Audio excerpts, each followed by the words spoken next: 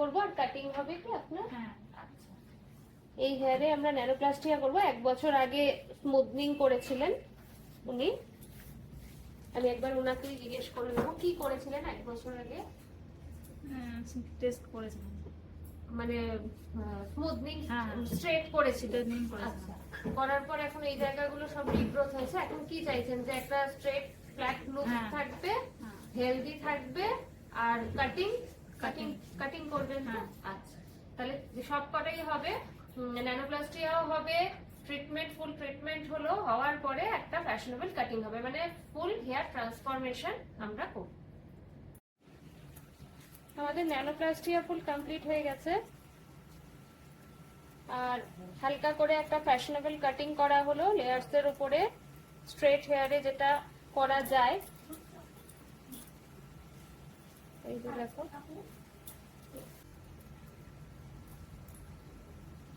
নিহারিকার কাজ কেমন লাগছে, কাটিং কেমন লাগছে, আর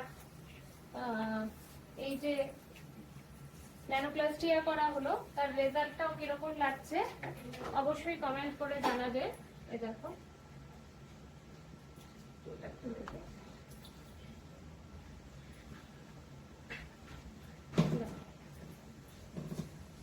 দেখতে পাচ্ছ ঠিক আছে?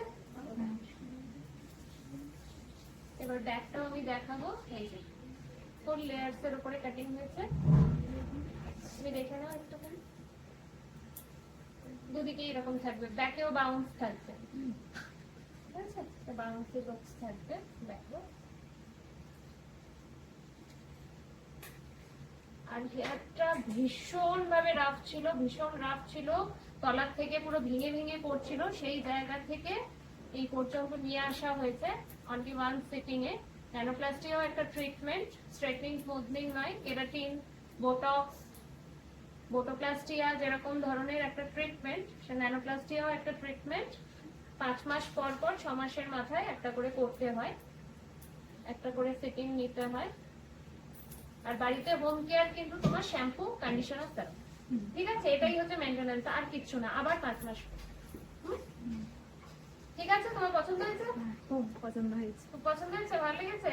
হ্যাঁ, যা ছিল আমার চুল পুরো রাফ ড্যামেজ ছিল, সবাই বলতো আমাকে তোর চুল তুলনা করা যায় না, সবার থেকে আলাদা। এখানে এসে ভালো লাগছে না? দেখো ব্যাকটা ফ্রন্ট দেখিয়েছি।